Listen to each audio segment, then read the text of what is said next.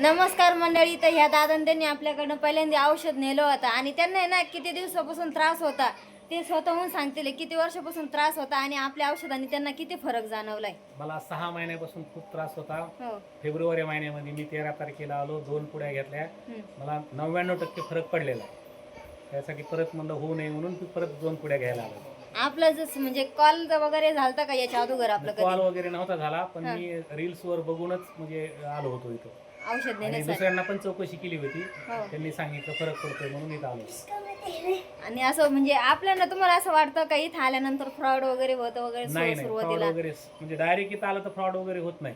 लोक म्हणतात ना यांचा मोबाईल बंद आहे, हे लोक फेक वगैरे असतात ते असं सांगतात. मोबाईल बंद म्हणजे आता ते सारखं सतत म्हणजे कस्टमर असतात त्याच्यामुळे मोबाईल बंद असतो. मी पण विचारलं होतं मागच्या आता वेळेस. तुम्ही ह्या टायमाला आले याच्या अगोदर नेण्यासाठी कधी आले होते मी तुम्ही? सकाळीच आलो होतो. सकाळी 13 तारखेला 13 फेब्रुवारीला. तर इथं म्हणजे घरी होतीच. तरी आपला जरी मोबाईल बंद असो किंवा चालू असो तरी पण तुम्ही इथं श्रीरामपूरमध्ये सुतगिरणी गेटला येऊन गेले तरी तुम्हाला आपलं औषध भेटून जाईल.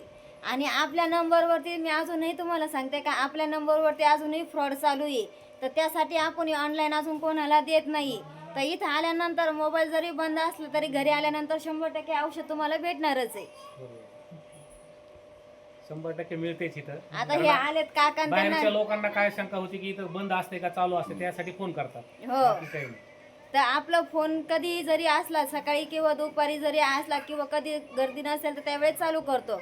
पण शनिवार रविवारचं म्हणजे आता शनिवार रविवार नाही, कारण की शनिवार रविवार गर्दी असते ना म्हणून लोक आता मध्ये सुद्धा गर्दी करतात.